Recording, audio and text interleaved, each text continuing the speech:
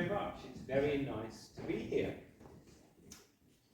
I tell you what we're going to do tonight. I'm going to read you some bits of my book, Highway Cello.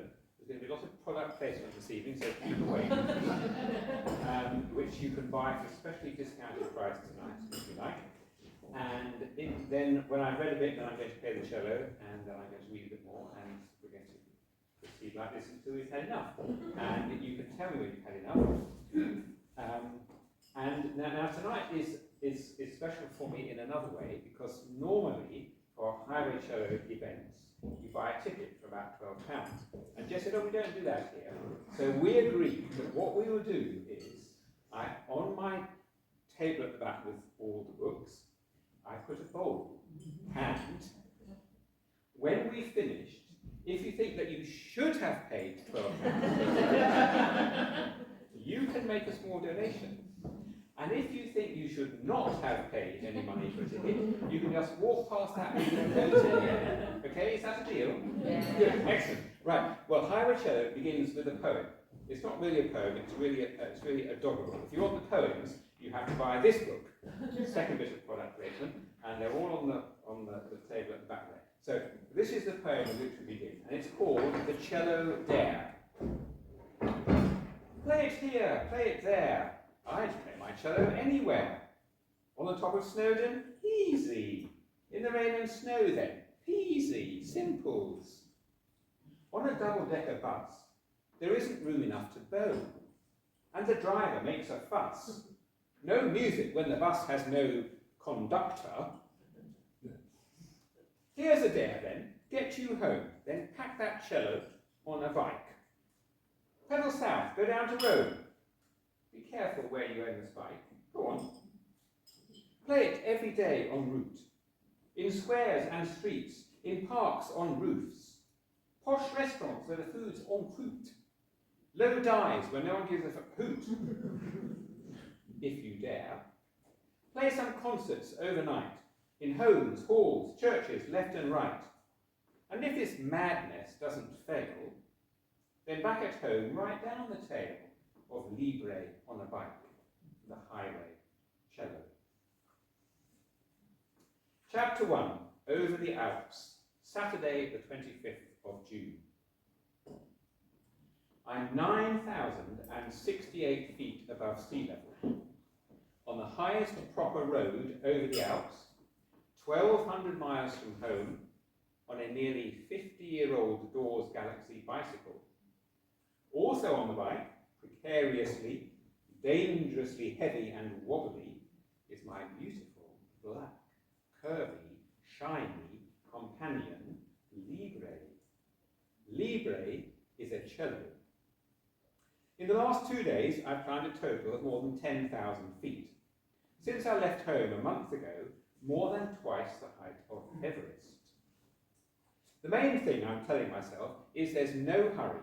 Stop as long as you like. This turns out to be good advice. There's so much to see, and it's breathtakingly beautiful. Actually, it's the climb and the altitude that are doing most of the breathtaking. I did prepare for it being a good deal cooler at 9,000 feet, but I don't think I reckoned on the shortage of oxygen. Really? Does it make a noticeable difference? Well, whatever it is, I'm seriously short of breath by the time I reach the top, nearly 9,100 feet, did I say that already? Above sea level. For the first hour, I climb in almost perfect solitude. The mountains are beginning to open up. I stop on a stone bridge just above an overnight park-up for camper vans, where I can look down on a now harmless town and up to meadows, scree, peaks, snow, ski lifts, and magnificence. It's about then that the motorbikes began to pass me. For the rest of the day, they were constant, mostly quiet and respectful, as they should be in the mountains, but occasionally loud, fast, terrifying, or suicidal. Uncountable numbers of them. Why do they always hunt in packs? And a couple of touring cyclists from Sheffield, with very little luggage, on nice light carbon fibre bikes, who couldn't believe what they were seeing. See you at the top, they said, in tones of cheerful dismissal. They clearly didn't think I'd get that far. then the first little wall of snow at the edge of the road, then bigger patches, a bit brown with accumulated wind blow, but still bright with glare. And every kilometre, a small painted concrete block of encouragement by the side of the road, telling us how far we still had to go, what altitude we'd reached, and what average gradient we faced for the next kilometre, all under a schematic picture of a cyclist whose ascent looked impossibly quick and easy. And then suddenly the col itself, a little disappointingly flat-topped, with the iconic sign, "To surprised cyclists from Sheffield," lots of bare rock and snow and tiny bright flowers, and a shuttered building that proclaimed itself a restaurant, though presumably only in the summer, which it wasn't yet. A biting wind and an urgent and sweaty need to put on every possible piece of extra clothing. The high point of the journey, 1,200 miles from home, and I might have already said, 9,068 feet above sea level. Take that, you doubters! At the top, lots of the motorbikes are parked up, and cyclists are appearing regularly from the other direction, each arrival loudly cheered, before everyone jostles for a spot to have their photo by the Col de l'Isère sign. There's also a Vespa Society of France convention, and they're coming in droves up the other side. Several of the bikers ask if there's going to be a concert. Well, of course there is. I perch on one of the stones and struggle with cold fingers. In the thin air, Libre sounds weak and reedy. She's also gone rather sharp. But the audience is large and appreciative, and everyone wants to video this idiotic madness. A good number sing along loudly to "My Bonnie Lies Over the Ocean," without minding when I conduct them into my tempo, not theirs. So if you want to video this idiotic madness, or take pictures, or sing along, do whatever you like. I'll tell you when we come to the dancing, that's different.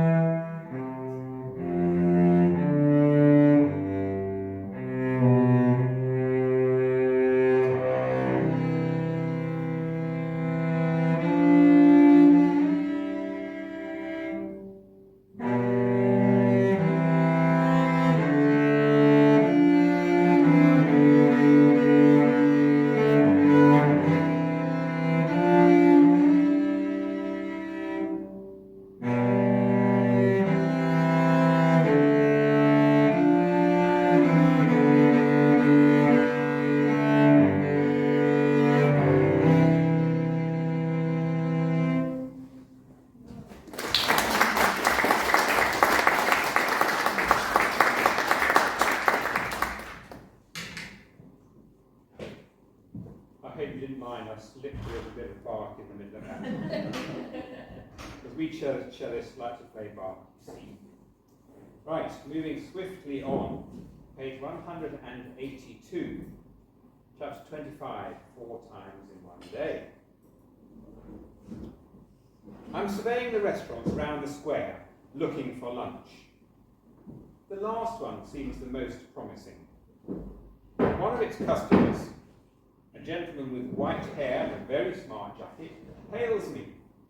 A cello on a bicycle! Bravo! Come and play for us. So of course I do. I'm plied with drinks and a couple of plates of amuse-bouche. I play James Bond, which gets a wider audience, then the Swan, which goes down very well, and then Frank Bridges' Meditation again. I'm being pressed by the smart jacketed gentleman to stay in his hotel, but we settle on a lunch there instead. So he phones his wife at the hotel to say he's got a guest, and off we go. The Hotel des Canonnières, dating mostly from the 18th century, is an architectural gem. It's a boutique destination owned and run by Gilles and Marie-Paul, with a real small cannon in the garden, and Gilles' splendid Morgan parked in the 3-sided courtyard out front. They bought it as a family house decades ago, and when the family grew up and went away, they turned it into a hotel. Gilles, before he retired, was an accountant, and clearly good with money. He shows me some of their own rooms on the ground floor of the hotel, full of a lifetime's interesting things. He has a model sailing boat, a lot more than just a dinghy. The real thing is in a little harbour near Calais. The other two, he says, are further south. Gilles is an enthusiast. Before he was an accountant, he was a cyclist. Here are a dozen silver trophies arranged in descending order of size, and a framed black and white photograph showing him nearly at the front of a very serious-looking race. We eat in the garden, which requires an umbrella against the sun. Marie-Paul, operating out of a kitchen that isn't at all to the same scale as the rest of the house, seems not disconcerted that lunch for 2 has to stretch to 3. My coming, they both said, was a gift from God, after they couldn't go to granddaughter's first communion in the basilique this morning. After foie gras, a stew from heaven, and wine and cheese, excuse me, there's barely time to photograph Gilles beside his cycling prizes and Marie-Paul at the door of the hotel before he wheels me across town to the Galerie Saint-Céneri. Saint-Quentin is one of those towns I'd written ahead to. Where in Saint-Quentin could I play, I'd asked, and they put me in touch with the Galerie Saint-Céneri. I didn't know anything more except that I'd arranged with the gallery to be there at 3, and there was a small walled garden I could play in if the weather was fine. I thought probably I'd be playing to a few random gallery visitors. So it's a bit of a surprise when we pedal up to the front door at 5 to 3, nearly sober, to find a modest crowd assembled by the door and an organiser looking relieved. There are posters in the glass shop front advertising the opening of the 90th anniversary exhibition. The posters show a photograph of the cellist who would perform the concert to mark the opening. I was apologising for being late, Gilles was explaining that I was a gift from God, and the audience was in the mood for fun. It was a local amateur artists association that ran the gallery and was celebrating its 90th anniversary. So in the nature of these things, some of the work was strikingly good, and some of it wasn't. Pride of place was given to a painting by Jean Lallemande, a local artist who had made good, and who had a letter from Buckingham Palace to prove it, and whose work was once featured on a French postage stamp. I raced through the first half, and in the interval for refreshment and general mayhem, discovered that the 12-year-old in the audience played the violin. His father needs no encouragement to run home and get it, so we open the second half with one of his pieces, accompanied on the cello. This was the first time, he said, he played in public, and he definitely wants to do it again, he beams. Half the audience is already on its feet, because there weren't enough chairs, so I get the rest up, and they dance to Bach minuets and Irish jigs and whatnot, and would have gone on all night, I think. But the carpal tunnel syndrome I had operated on a couple of years ago is being seriously aggravated by the combination of bike and cello, and it hurts to play. This, I feel, might become a serious problem, and I need to be careful. Everyone pauses to clap me out of the building and back on the bike, to weave my way across town to my warm showers hosts, Gaetan and Fleur. Hélène and André at the gallery also invite me to stay, so Saint-Quentin is officially, by my personal designation, the most hospitable town in France. That designation is reinforced by an evening with Gaetan and Fleur and their student daughter and her friend. When it comes to the cheese, we jestingly debate England v France. We know how to do it too, I'm trying to say. Have you ever tried a proper cheddar? Or a real Stilton? Or Cornish Yard, or Shropshire Blue, or Stinking Bishop, or Parlick Fell, or a Red Leicester, or an Old Wensleydale? Clearly, I'm not going to do this. So I can see that we aren't so good as the French at soft cheeses, but that my real favourite is an old Comté. Equally graciously, they get out their best Comté and add it to an already full cheese board. And this, says Gaetan triumphantly, opening a half bottle of quite old Vin Jaune, is what you drink with it. Before the daughter's friend plays some Chopin on the piano, and I get Libre out for the fourth performance of the day. So, I'd better play you something that you can dance to, haven't I? Well, you'll have worked out that I'm quite fond of Bach, so this is a mashup, that's a technical musical term, by the way. This is a mashup of two jigs, one written by J.S. Bach in about 1720, and the other written by the blind Irish harpist Turlough Carolan in about 1720. And the Irish jig is named after a lady. Her husband, Mr. Power, commissioned Turlough Carolan to write this music in praise of her beauty. Whether his blindness was a qualification, I don't know, but her name is Fanny. Between you and me, reading between the lines, I think that in the manner of Spanish footballing officials, it's possible that he overstepped the mark and got himself slapped in the face. I think even in 1720, if you called yourself Fanny Power, you were probably making a statement.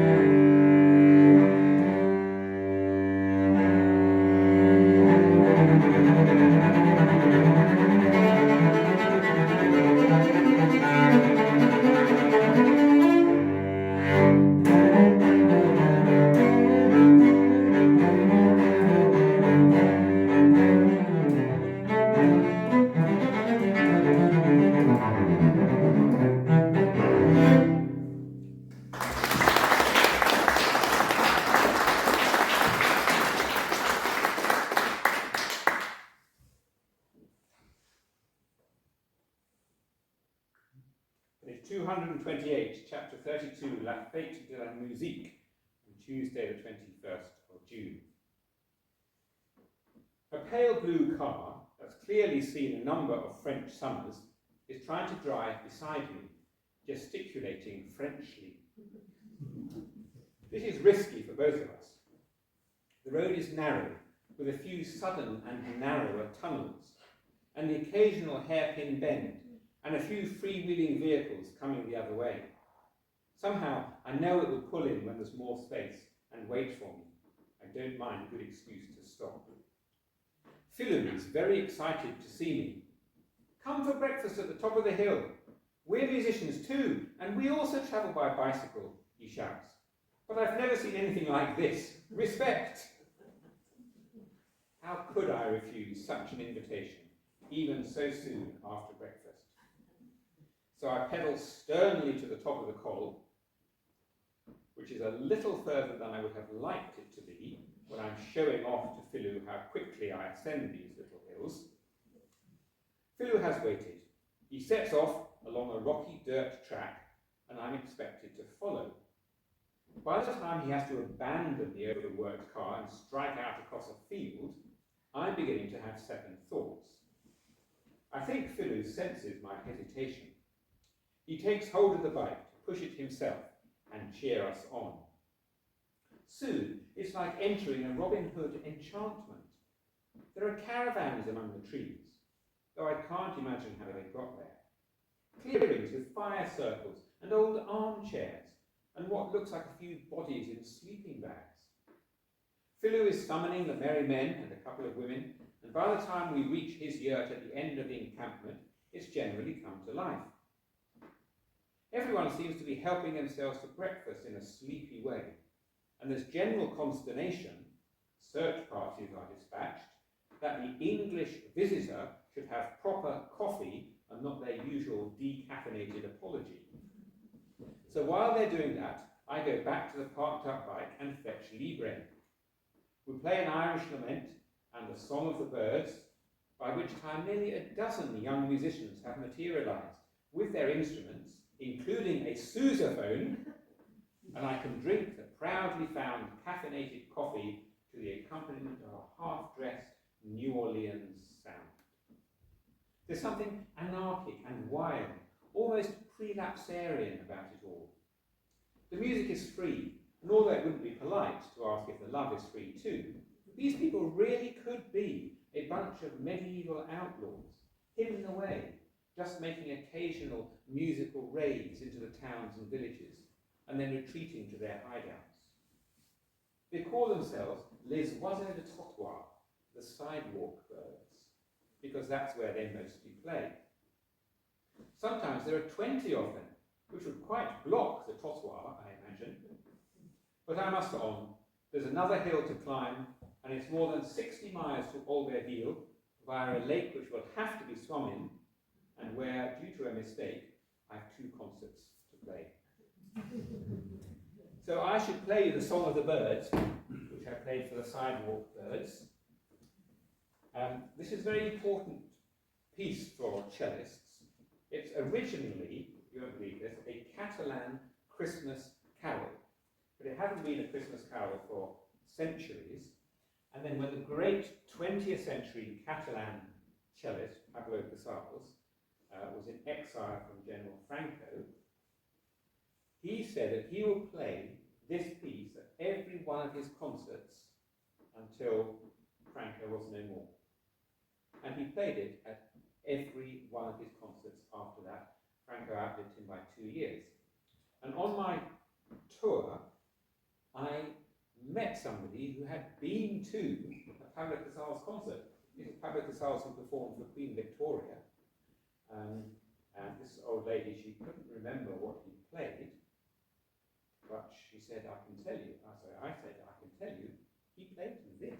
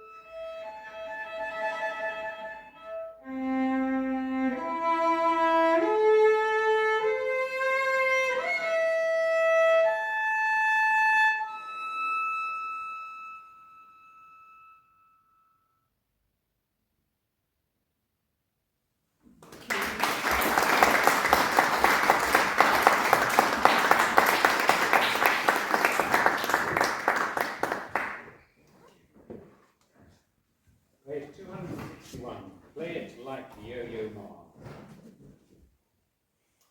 Marco is not especially encouraging. It's up and down all the way to Recco, he says. Then there's a big hill where you cut off the Portofino Peninsula, and then down again to the coast at Rapallo. More hills, and back to sea level here, he says, tracing back and forth on the map. And then, after the flat, built-up coast road to Sestri Levante, well, there's a big problem. I can see it on the map. It's a proper hill with only one small road. Because, of course, you can't, and wouldn't anyway, take a bike on the tunnelled motorway. And, Marco warns me, there's nowhere to stay anywhere along those 30 kilometres. You can't get over that hill and all the way back to civilization in one day. And if I stop before I get to the hill, I protest, I won't then be able to get over it and all the way to Pisa the next day. He shrugs. That's what I'm trying to tell you, he says, like a patient teacher whose pupil has just grasped the offside rule. I've no solution by the time I set off in the morning. After months of cycling, I realise I'm on the verge of exhaustion. Yes, I've got muscles I didn't have before, but there's an accumulation of fatigue. I'm good for a sprint, but not really for a marathon. I'll just have to see how the day goes and hope a solution presents itself later. I'm a short way down the hill from Norma and Marco's lovely house in the heights of the Genoan suburbs, when suddenly I hear someone shouting my name. It's such a surprise I nearly fall off the bike. Again, that's twice in 2 days. It's Marco and Norma on a nifty motorbike on their way to a swim before Norma has to go back to her exam paper marking. Follow me, Marco instructs, and sets off at full speed, weaving through the Genoan traffic as though we're late for a very important meeting. Here comes the sprint. Marco makes absolutely no concession to my absence of motor. The road to the coast, I've already discovered, is more convoluted than I expected, so I do want to keep up with him and not get lost. The coast road, when we get there, is every bit as beautiful as Marco and the brochures describe. Periodically, I can see across to Corsica. It's dramatic in a genteel kind of way. The coastal towns are neat and pretty, and as they disperse up into the hills, they give way to expensive villas tucked among the trees. I expect you could have a nice holiday here. I don't want to stop in Sestri Levante, except briefly under the shade of an ice cream umbrella. It isn't far enough. I've made a choice. I'm going to tackle the hill and sleep under a hedge if necessary. I like comfort at the end of the day, so this is a big decision. Stony ground, biting insects, and who knows what else, but I'm resolved. Halfway up, there's a campsite. I wave to a few people unloading their cars. I haven't got a tent, so I can't stay there. Is that fleeting thought one of disappointment or of adventurous superiority? Enjoy it while you can, I tell myself. A night under the stars might be romantic in the right company, but alone in the middle of nowhere, don't expect comfort or much sleep. So I carry on. I can get further, possibly even to the top. And I would have done, really, if Franco hadn't beguiled me. A man with the long, silver, ponytailed hair of an old pirate is standing by the open door of a dingy bar, watching the world go by, as though he's seen it all before. He smiles at a cello on a bike and nods imperceptibly in the direction of the sign that advertises his restaurant and rooms. Decisions are made in moments. So now here I am, sitting in the bar, which really only looked dingy because I was outside in the full sun, with the bike parked up in the spare dining room, waiting for Franco and his chef to finish their dinner so I can have mine. Luca, a rugby player on holiday from Milan, has translated a few difficulties. He's staying at his wife's sister's house, that white one there, where I should drop in for a drink, he says, pointing, and afterwards he's coming back to hear me play the cello. Do I play Irish music? He used to coach an Irish team and he loves Irish music. He's as good as his word. A couple of hours later he returns. He brings a present with him, a painting of the cellist in action. After we've had coffee and I forget what else, he makes a special request. Bach, Suite Number 1 in G major, the way Yo-Yo Ma plays it. It might not have been quite how Yo-Yo Ma would have read it, but I think it was passable. And the terrace restaurant applauds appreciatively. Everyone here likes the idea of the English cellist on his way to Rome. It's late before we exhaust the nuances of all the recent rule changes in rugby, and I sleep with the windows wide open to the sea breeze coming up from way, way below. And to think, I might have slept under a tree and never met Luca or been surprised by the Davidian restaurant where they gave me stewed rabbit with an explanation I couldn't understand, or played Bach like Yo-Yo Ma, looking across to Corsica, fading into the sea at the end of the day. So, I had better play you.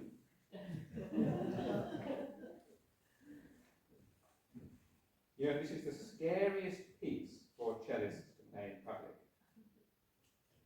Because although it's in some ways relatively straightforward, because it's so well known, and you never know when there's a real cellist hiding somewhere in the audience.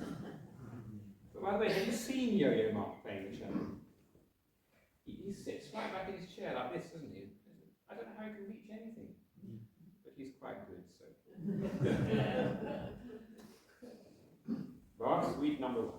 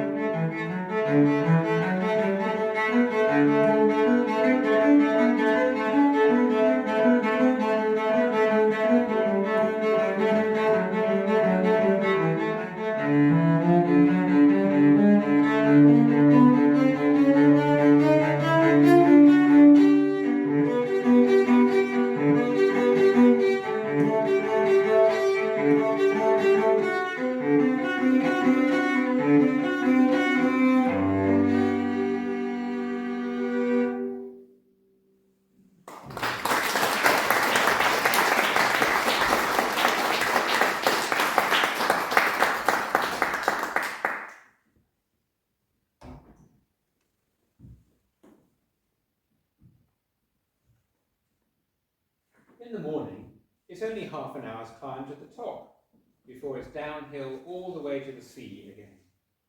Here the prettiness of the Ligurian coast is suddenly gone. 20 miles of flat road with an unbroken line of bars and clubs and restaurants blocking the way to their private beaches. Just occasionally there's a narrow break between all the privacy, and a low-status public beach allows us hoi polloi to reach the water. So I stopped for a quick swim and an ice cream or two. Only a quick one though. This relentless high-octane beachiness discourages dawdling, and I've ridden 50 miles by lunchtime. 10 more, and I need to divert inland to look for gentler ice cream. Frederica, with a degree in linguistics and a fluency in 4 languages, recommends the chocolate. She wants to know why. Why I'm cycling all this way with a cello. She looks to the boss with a raised eyebrow, and they agree. Such madness should not pay for its ice cream. 20 more blissfully flat and fast, but blisteringly hot miles after that, and the famous tower, Leaning Tower, hove into view. It's been stabilised since I was last here, at great expense, and at the angle agreed to be just safe enough. You wouldn't want to upright it too much, would you? That would risk killing the golden egg-laying goose. I ask the man with the machine gun, as I've learned to do, and he sends me to a hidden-away office. Such things are not allowed, of course, explains Francesco with the stars on his shoulders, but I will see if we can make an exception. After 3 phone calls, he's ready to make the exception, and presenting me with a bottle of very cold water, he directs one of his officers to accompany me to take, he said, such videos and photos as I require. Whether he was expecting trouble, I don't know, but he couldn't stay for the concert himself, he explains, because he had to be somewhere else in a hurry. The last I see of him, he's almost running out of an armed side gate. The officer thinks we should still keep off the forbidden grass, but I persuade him that if I'm on the grass, it will set less of a precedent, which is what they seem to be worried about. He thinks it's a good argument. So Bach on the smooth and fenced-off grass of the Leaning Tower it is. Not as good as last night, because I've just got off the bike after 80 hot miles, and the bowing wrist is weak and sore, but I do try and make it in the style of Yo-Yo Ma. So, I'm thinking about this green grass. It really was so extraordinarily wonderful, and nobody, I'm sure, has ever walked on it before, except to cut it every half day. So I'm going to play you a Tudor dance that was just possibly written by Henry VIII. Henry VIII certainly claims to have written it, but I think he probably subcontracted the actual writing and just claimed the royalties. But it's what's technically called a kissing dance. The lights are nice and low, but the rules about this is only to be kissing if you are actually dancing, okay? And you can see why Henry VIII liked kissing dances, on the kind of try before you buy. So, All in a Garden Green, it's called. All in a Garden Green, possibly written by Henry VIII. There's plenty of dancing room at the back.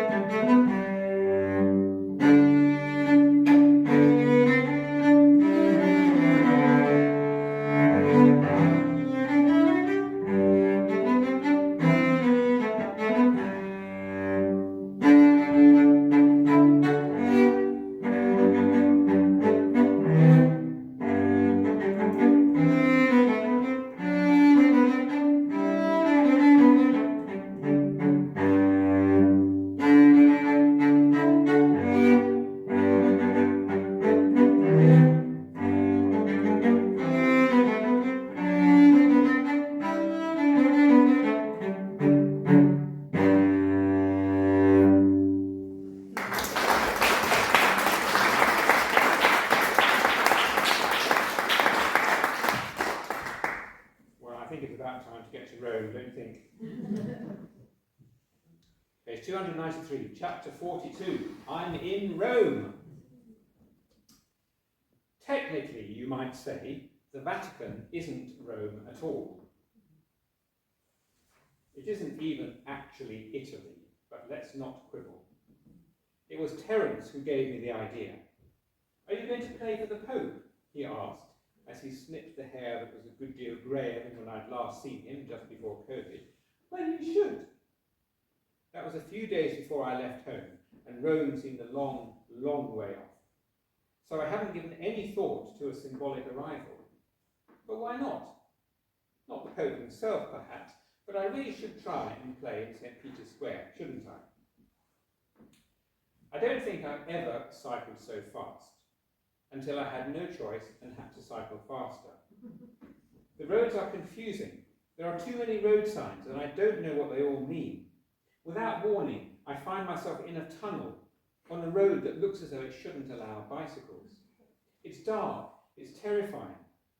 If bikes, as I suspect, aren't allowed, I just won't be seen. Being overtaken is likely to be a terminal experience. So I have to strobe my lights and go at the same speed as the traffic. Fortunately, it's downhill. Then I'm spewed out, blinking and shaken into the daylight. I could be anywhere. But wait, the map says I've come in more or less a straight line and in exactly the right direction.